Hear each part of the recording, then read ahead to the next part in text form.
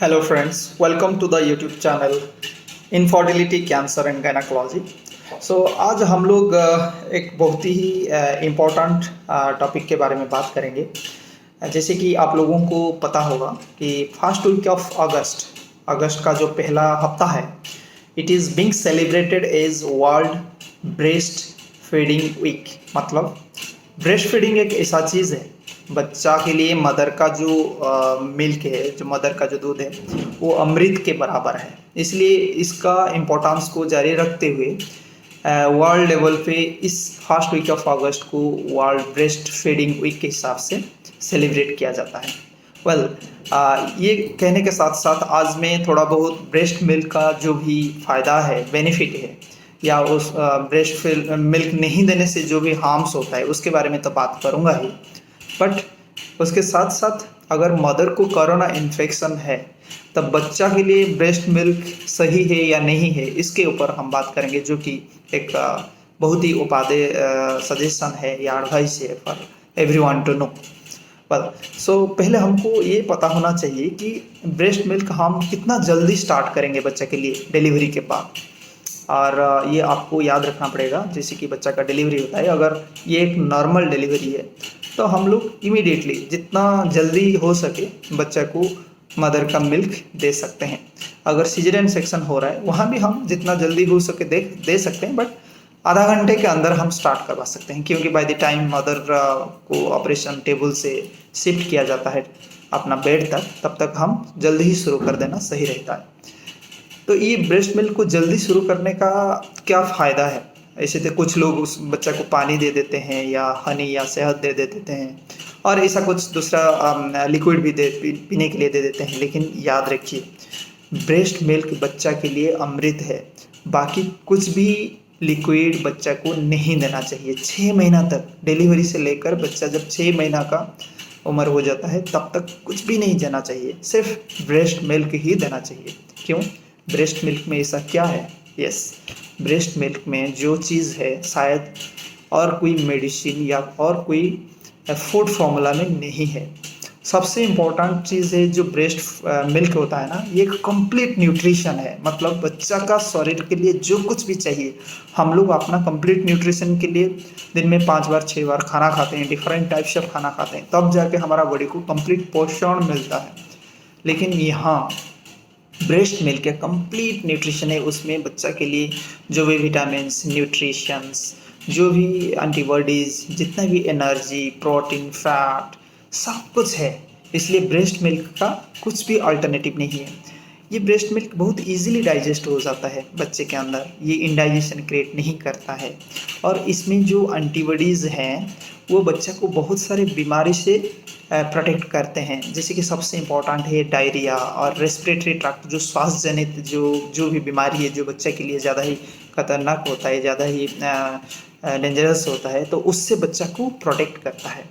उसके साथ साथ ये बच्चा का जो IQ है ना, इंटेलिजेंस लेवल है, उसको बढ़ाता है, ब्रेन का डेवलपमेंट कराता है। किसको नहीं चाहिए अपना बच्चा का IQ ज़्यादा हो, उसका ब्रेन ज़्यादा ही डेवलप्ड हो?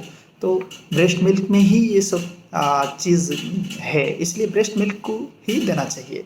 उसके साथ साथ बच्चा का जो ग्रोथ एंड डेवलपमेंट के लिए जो भी चीज़ बॉडी को चाहिए वो सब कुछ ब्रेस्ट मिल्क में ही अवेलेबल है।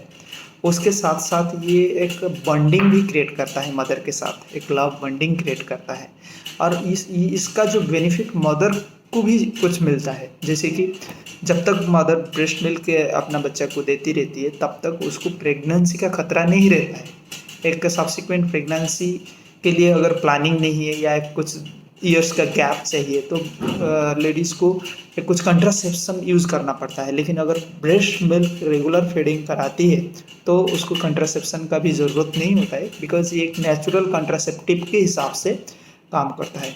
उसके साथ साथ मदर को जो फ्यूचर बीमारी जैसे कि breast cancer and ovarian cancer, इससे भी ये प्रोटेक्ट करता है। So it is so important, mother के लिए भी और बच्चा के लिए तो ज़रूरी है। सिमिलरली अगर हम ब्रेस्ट मिल्क ना दे के कुछ फार्मूला फीड देते हैं, डब्बा वाला जो मिल्क या पाउडर आता है उसको देते हैं, तो उससे बच्चे को क्या हार्म होता है ये भी जानना ज़रूरी है। जैसे कि मैंने बताया, कोई भी फूड फार्मूला या पाउडर मिल्क में कंप्लीट न्यूट्रिशन नहीं रहता है। रादर अगर हम बाहर का मिल्क या डब्बा का फूड फार्मूला बच्चा को देते हैं पहले 6 महीने के अंदर, तब बच्चा में जो अपना इम्यूनिटी या जो एंटीबॉडीज़ जो मिलता है ब्रेस्ट मिल्क से, इससे नहीं मिल पाता है। तो क्या होगा, बच्चा को ज़्यादातर डायरिया होता है, क्रॉनिक डायरिया, महीनों तक डायरिया होता रहता है, रेस्पिरेटरी ट्रैक्ट इन्फेक्शन कराता है, उसका IQ एंड इंटेलिजेंस लेवल उतना अच्छा से डेवलप नहीं होता है। उसके साथ साथ कुछ बच्चों के साथ उनका ग्रोथ एंड डेवलपमेंट ये भी स्टंटेड हो जाता है, मतलब कम हो जाता है, बच्चे कमज़ोर हो जाते हैं। और उसके साथ साथ मदर के लिए भी ये हार्मफुल है, जैसे कि मदर को ये जो प्रोटेक्शन मिल रहा था जैसे ब्रेस्ट कैंसर या ओवरियन कैंसर से ब्रेस्ट मिल्क पिलाने से, तो वो प्रोटेक्शन भी नहीं मिलता है एंड मदर को जल्दी प्रेग्नेंट होने का खतरा भी रहता है। तो ये सारे ड्रॉबैक्स है या हार्म इफ़ेक्ट्स है अगर हम मदर मिल्क ना देकर फार्मूला फीड बच्चा को देते हैं तो। वेल, अभी हम बात करेंगे अगर मदर को कोरोना इन्फेक्शन है और अभी उसका रिसेंट डिलीवरी हुआ है, बिकॉज कोरोना एक इन्फेक्शन है जो कि कुछ दिन के लिए रहता है, उसके बाद चला जाता है। लेकिन मदर को कोरोना इन्फेक्शन के साथ जब डिलीवरी होता है या रिसेंटली उसको कोरोना डेवलप हुआ है, बच्चा डिलीवरी हो चुका है, तो उस टाइम आपका मन में क्या आ रहा होगा? अगर हम बच्चा को माँ का कंटैक्ट में लाएंगे तो बच्चा को कोरोना होने का खतरा है। किसको, कौन चाहेगा कि अपना बच्चा को कोरोना इन्फेक्शन हो जाए? बट आपका ये जो प्रिजम्पशन है ये गलत है, क्योंकि बहुत सिंपल तरीका है जिससे हम बच्चा को माँ से कोरोना होने से बचा सकते हैं। उसके साथ साथ बच्चा को माँ का मिल्क या माँ का दूध भी पिला सकते हैं। तो हमको कैसा स्टेप्स लेना पड़ेगा? जब अगर मदर को कोरोना इन्फेक्शन है और मदर आपके घर पे है, अगर मदर हॉस्पिटल में है तो हॉस्पिटल के जो केयर टेकर्स हैं, हेल्थ वर्कर्स हैं, नर्सेस हैं, वो लोग उसका देखभाल करेंगे। लेकिन अगर वो घर पे है, आइसोलेटेड है, असिम्प्टोमेटिक है, उस कंडीशन में आपको क्या करना चाहिए? मदर के लिए तो एक अलग से कमरा चाहिए जिसमें वो आइसोलेटेड है।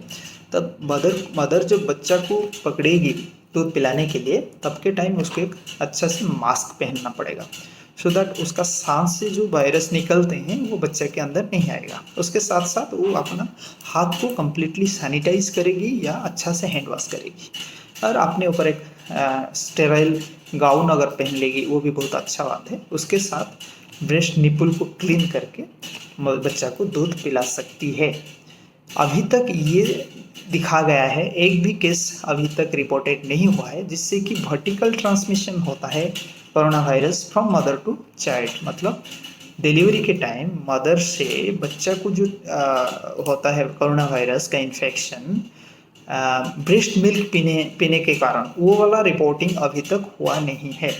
तो ब्रेस्ट मिल्क से वायरस जाके बच्चा को कोरोना वायरस इन्फेक्शन होने का चांस बहुत ही नेग्लिजिबल है, बहुत ही कम है। तो उसके लिए हमको ज़्यादा डरना नहीं है, क्योंकि बच्चों को जो फ़ायदा मिल रहा है माँ का मिल्क से, उसका अगर हम दोनों को कंपेयर करेंगे, that is much above than not giving breast feeding to the baby.